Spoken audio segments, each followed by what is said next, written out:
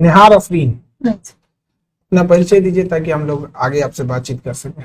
Sir मैं पटना की निवासी हूँ and I have completed my schooling from St. Joseph's Convent and Notre Dame Academy. Then I completed my graduation in Life Sciences, BSc Life Sciences from Daulat Ram College, University of Delhi. After that, I've been preparing for the public service exams. Tell me something about your family background. Sir, my father works in the police service and my mother is a homemaker. आपके father police department में है। Right.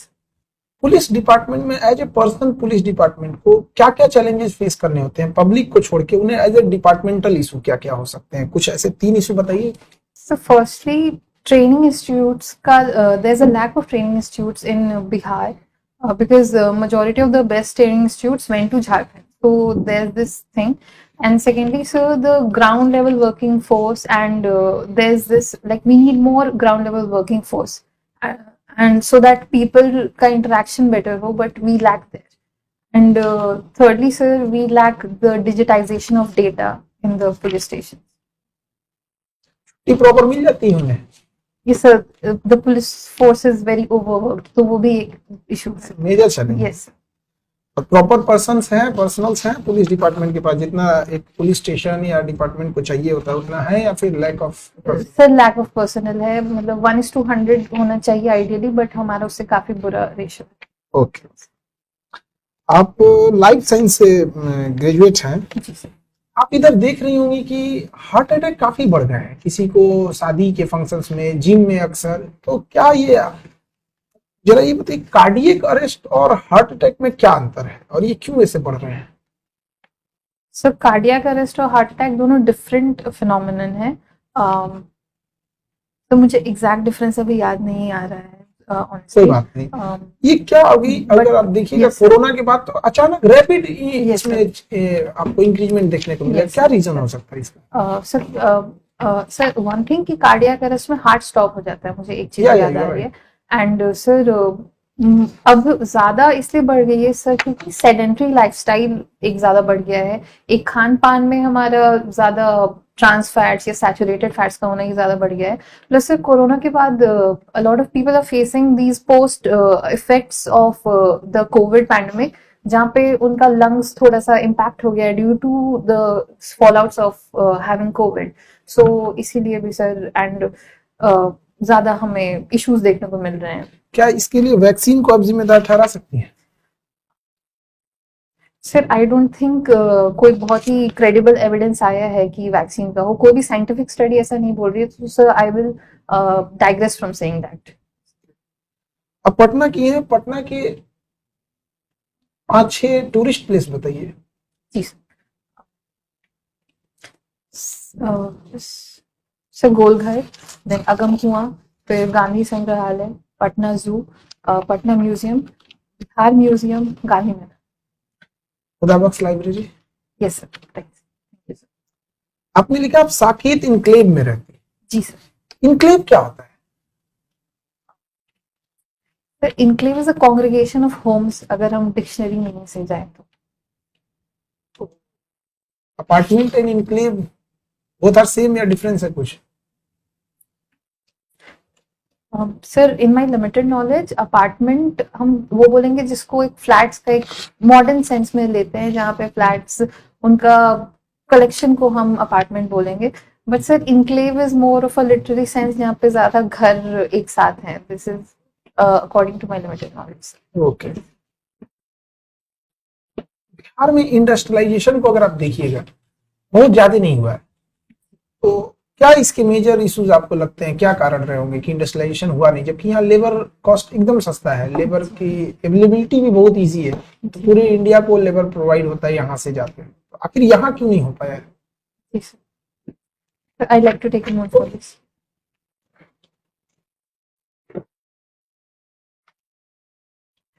So firstly, हमें एक अच्छा skilled workforce चाहिए, तो sir Bihar में वो थोड़ा सा ह्यूमन डेवलपमेंट थोड़ा सा लैकिंग है, जिसकी वजह से इंडस्ट्रीज बहुत ज्यादा सेटअप नहीं करती हैं।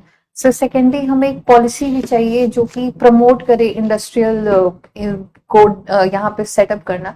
तो सर थोड़ा पॉलिसी पैरालिसिस भी बिहार का एक इशू रहा है। एंड ये सर आई थिंक ये दो major issues law and order, yes, a law and order and this land culture of acquisition. red tapeism. Yes, sir. Land Yes. acquisition is also a major problem in Bihar. Yes, sir. Thank you Land for area adding is that. very small and it's not good for capitalism.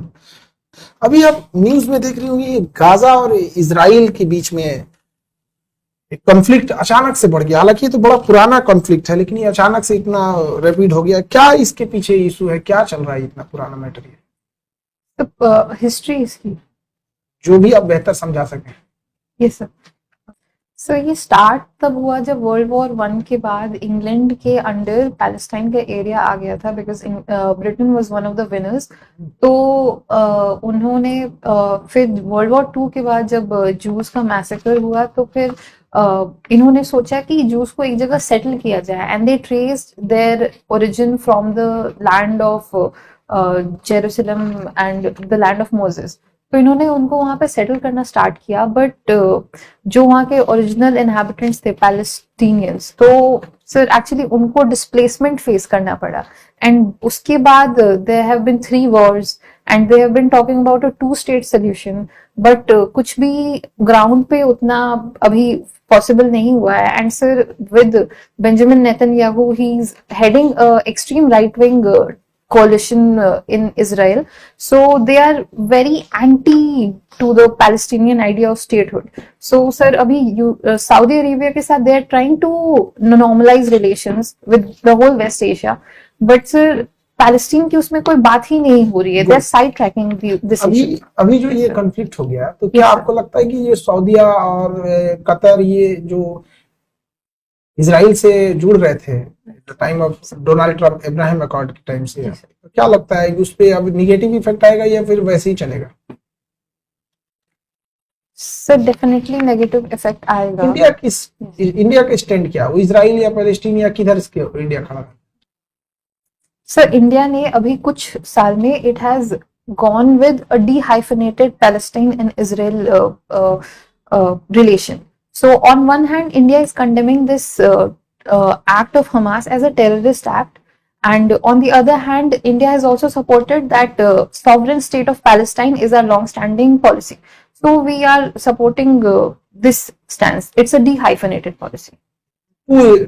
Two country theory. Right. Okay. निगर अफरीन, आपने life science से किया हुआ है स्नातक नहीं graduation. अभी बिहार में किसानों को लेकर के अगर आपको पॉलिसी बनानी बायोटेक्नोलॉजी के पर्सपेक्टिव, तो आप क्या करना चाहेंगे? बायोटेक का एग्रीकल्चर के साथ कैसे जोड़ेंगे?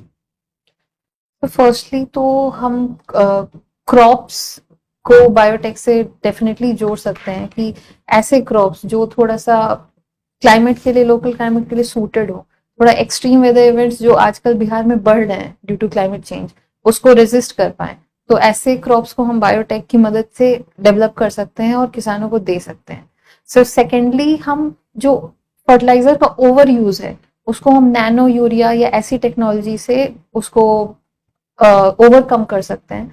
तो ज्यादा एफिशिएंट फर्टिलाइजर्स की तरफ जाना, या फिर उससे भी अच्छा अगर हम ऑर्गेनिक फार्मिंग प्रमोट कर दें, बायोलॉजी और जैसे इकोलॉजी में हमारे कुछ नेचुरल फर्टिलाइजर्स होते हैं, अजोला, जो हमारे, तो हम ऑर्गेनिक फार्मिंग भी प्रमोट कर सकते हैं सर।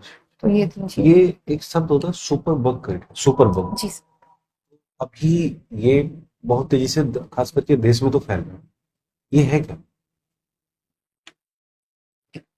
सर सुपर बग किसी ऐसे माइक्रो ऑर्गेनिज्म को बोल सकते हैं जिसमें कोई एंटीबायोटिक का, जैसे एंटीबायोटिक की लाइंस होती हैं, फर्स्ट लाइन, सेकेंड लाइन, तो जिसपे कोई एंटीबायोटिक काम ना करे, और उसको हम सुपर बग क्लासिफाई कर देते हैं। तो आप इससे से निपटने के क्या तरीके निकाल सकते हैं as administrative officers? So I'd like to take a moment for this.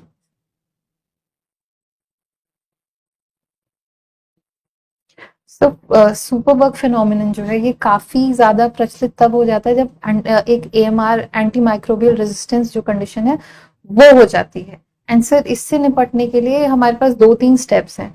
तो पहला तो ये है, हमें कोई भी एंटीबायोटिक जो है उसको काफी जुडिशियसली यूज करना चाहिए, जब प्रिस्क्रिप्शन डॉक्टर दे उसी पे। तो एक लोगों में अवेयरनेस थोड़ा, और थोड़ा सा शॉप्स पे चेक कि आप एंटीबायोटिक्स दें तो आप प्रिस्क्रिप्शन पे ही दें। एंड फर्स्टली ये, सेकेंडली सर हमारी थोड़ी जो पोल्ट्री सेक्टर है या ये सब है, ये भी काफी एंटीबायोटिक्स यूज करते हैं, तो उनसे इनडायरेक्टली ह्यूमंस में AMR आ जाता है। ये सर ये भी रेगुलेट करना पड़ेगा हमें, ये सेक्टर्स हमारे जो हैं। एंड थर्डली सर WHO की एक क्लासिफिकेशन है एंटीबायोटिक्स की, 3 टियर क्लासिफिकेशन है, जो एक्सेस है, रिजर्व है या बिल्कुल एंड प्रायोरिटी है, उसे हमें फॉलो करना चाहिए। और सर ये सब, ये ब्रॉडली हमें करना चाहिए। ये sir that's what I can आजकल से। कुछ जैसे बहुत कठिन बीमारियां जो है उनके ये सर, ट्रीटमेंट के लिए ये सर, और ये बीमारियों के ट्रीटमेंट के लिए कोर्स पूरा फॉलो करना चाहिए एंटीबायोटिक्स का। टीबी खास MDR करके, TB का जी एक सर, जिक्र होता टीबी है। खास करके अगर उसका कोर्स हम बीच में रोक दें तो that can lead to superbug development. आपने अभी 1-2 साल में एक शब्द सुना होगा, जेनो ट्रांसप्लांटेशन। जी सर। तो ये खबरों में कैसे रहा, क्या है ये? जी sir. So xenotransplantation refers to the phenomenon in which we transplant organs into a human body from another species. Another So species. yes sir. So this like recently it has been in news because organs from pigs have been they have been developed and transplanted into human body. So that's why it was in news recently. The research is ongoing. तो इसमें क्या हमें सफलता मिल सकती है? आपका क्या मानना है कि अगर जेनो ट्रांसप्लांटेशन में आगे बढ़े तो ये ट्रांसप्लांट रेवोल्यूशन बढ़ेगा या नहीं बढ़ेगा? सर USA में कुछ एक्सपेरिमेंट्स और ऑपरेशंस तो कंडक्ट हुए हैं और उन्हें सफलता मिली भी है। इनफैक्ट पिछले वीक भी एक न्यूज आई थी जिन्होंने पिग ऑर्गन्स हार्वेस्ट किए थे। तो sir I think this is promising because India में काफी प्रतिशत लोग हैं जो लैक ऑफ एक्सेसिबल ऑर्गन्स की वजह से मर जाते हैं। एंड अगर हम इसमें बायोटेक यूज करें और उस पेशेंट के लिए हम सूटेबल उस ऑर्गन को भी थोड़ा सा डेवलप कर दें, sir we can solve this problem to a great extent. क्या स्टेम सेल का भी इस्तेमाल किया जा रहा है आजकल सर, दवाओं के लिए या कठिन बीमारियों के इलाज के लिए भारत में? सर किया जा रहा है, स्टेम सेल थेरेपी की जा रही है और टारगेटेड ड्रग डिलीवरी के लिए हम नैनो पार्टिकल्स यूज कर रहे हैं, स्टेम सेल से भी डेवलप कर रहे हैं, जैसे हार्ट डेवलप कर लिया स्टेम सेल से, इस तरह से मसल्स डेवलप कर लिए। सेल आप जानते हैं, कोशिका सेल। जी सर। तो सेल के भीतर जब हम जाते हैं अंदर जी सर। तो हमें बहुत से ऑर्गन्स मिलते हैं, ऑर्गन्स उसके छोटे छोटे पार्ट्स होते हैं। जी। एक पार्ट है राइबोसोम। जी। तो इसके फंक्शंस थोड़ा बताएं। तो राइबोसोम जो है वो सेल में वो सेल की प्रोटीन मेकिंग फैक्ट्री होती है। राइबोसोम के 2 सब यूनिट होते हैं और ये हमें हेल्प करता है कि mRNA से जो प्रोटीन में ट्रांसलेशन जो होता है वो उसका एज अ मीडियम एक्ट करता है। तो सर ये प्रोटीन सिंथेसिस में वो है। बिहार में अगर हम न्यूट्रिशन के वैल्यू को देखें जी। और एज ए प्रशासनिक अधिकारी, तो आप यहाँ पर क्या सुधार करना चाहोगे यहाँ के लोगों के लिए? जैसे खाद्य सुरक्षा है, वैसे ही पोषण की सुरक्षा की बात, न्यूट्रिशन सिक्योरिटी की बात, आपने शायद फोर्टिफिकेशन के बारे में सुना। जी इस पे कुछ बताएं। जी सर। तो फर्स्टली बिहार में एक तो हिडन हंगर का इशू है। तो जो माइक्रो न्यूट्रिएंट्स जो है वो खास करके बच्चों को और मतलब न्यू मदर्स को वो मिलना चाहिए। तो सर उसके लिए हमें मिलेट्स और जो हमारे ट्रेडिशनल क्रॉप्स हैं, कोदो वगैरह, वो प्रमोट करने चाहिए ICDS में भी और मिड डे मील स्कीम में भी। सेकेंडली सर अनीमिया बढ़ रहा है बच्चों में भी एंड विमेन में भी अकॉर्डिंग टू NFSH5। तो इसको टैकल करने के लिए हमें आयरन फोर्टिफिकेशन, बायो फोर्टिफिकेशन करना चाहिए और फूड में भी और सर स्कूल्स में भी दवाएं देनी चाहिए। एंड थर्डली कर्नाटका में एग्स का इंक्लूजन हुआ है मिड डे मील स्कीम में और उसके बाद सिग्निफिकेंट वेट इंप्रूवमेंट देखा गया है बच्चों में। तो sir we can also go with such experiment to include milk और eggs as state like Karnataka. क्या आप पटना में अर्बन फ्लडिंग देख पाते हो? जी सर। पटना में अर्बन फ्लडिंग के मामले दिखते हैं क्या? जी सर। जी सर। तो इससे कैसे निजात पाया जा सकता? सर फर्स्टली हमें एक अच्छा प्रेडिक्शन सिस्टम डेवलप करना चाहिए और लोगों में स्प्रेड करने का सिस्टम, जैसे आई फ्लोज और सी फ्लोज मुंबई और चेन्नई में डेवलप हुआ है, it's helping them. So secondly हमें एक ब्रीदेबल सर्फेसेस का कॉन्सेप्ट लाना चाहिए इन सिटीज लाइक पटना, जहाँ पे हमारे पेवमेंट्स जो हो वो थोड़े पोरस हो, हमारा ड्रेनेज सिस्टम बेटर हो और थोड़ा सा ग्रीन कवर थोड़ा बेटर हो, अर्बन प्लानिंग हो। And and sir rain water harvesting structures जो बिल्डिंग्स पे बनाए जाएं according to the model rain water code. Harvesting system तो केवल लगभग आप अगर मान के चलिए तो ये तो खाली लिखा पढ़ी में जी ओरिजिनल बेसिस तो कम है। जी सर। कैसे इसको करोगे? सर एक्चुअली जो मॉडल बिल्डिंग कोड्स हैं वो बोलते हैं कि आप अर्बन स्ट्रक्चर्स में जो 100 मीटर स्क्वायर से ज्यादा है उसमें आप वाटर हार्वेस्टिंग के स्ट्रक्चर्स रखिए, बट सर वो फॉलो नहीं होते हैं। तो it's up to the authorities थोड़ा सा उनको लाइक चेक करें एंड वो, because it's a game changing solution. एक तो ये अर्बन फ्लडिंग को भी कम करेगा, हमारा ग्राउंड वाटर भी रिचार्ज करेगा, वाटर टेबल भी बढ़ाएगा। तो sir a little more stringent following of the law and थोड़ा चेक करना is one of the solutions। जी सर। ठीक। आपका इंटरेस्ट है स्पेस वगैरह में काफी। चंद्रयान 3 जो है जी सर। स्लीप मोड से वापस नहीं आ पाया था, क्या रीजन है? किससे सर? चंद्रयान 3 जो मून पे हम लोगों ने अभी भेजा, जी सर। उसे स्लीप मोड में डाले जब वहां नाइट हुआ, उसके बाद वो हम लोग इंतजार करते रह गए, इसरो ने पूरी ताकत लगा दी, उस स्लीप मोड से वापस आया ही नहीं। जबकि चाइना का जो मून मिशन है काफी लंबे समय से सरवाइव कर रहा है। तो ये जो कोल्ड इन्वायरमेंट है ये तो हर कंट्री फेस करती है, जो भी उनका लूनर वहां पे जाता है लैंडर। तो इंडिया के साथ ऐसा क्या हुआ कि वो उसकी बैटरी डेड हो गई और स्लीप मोड से नहीं आ पाया? Sir I'll have to read about this। आप अपने आप को इस इंटरव्यू में कितना असेसमेंट अपने आप को देती हैं 10 पॉइंट्स में से? सर 8। दो ऐसे कौन से पॉइंट थे जो आपको ने छोड़ दिया? कि आपको क्या लगा कि आपने 10 में से 8 दिया, और दो अपने आप को कहाँ लैग कर रही है वो चीज? फिर आई थिंक मैं कुछ आंसर्स में थोड़े बेटर आर्ग्यूमेंट्स दे सकती थी, थोड़ा प्रोहिबिशन हो गया या थोड़ा सा बिहार के प्रॉब्लम्स को लेकर। So I prepare better for that. Okay, आपका इंटरव्यू अब समाप्त होता है। Thank you sir.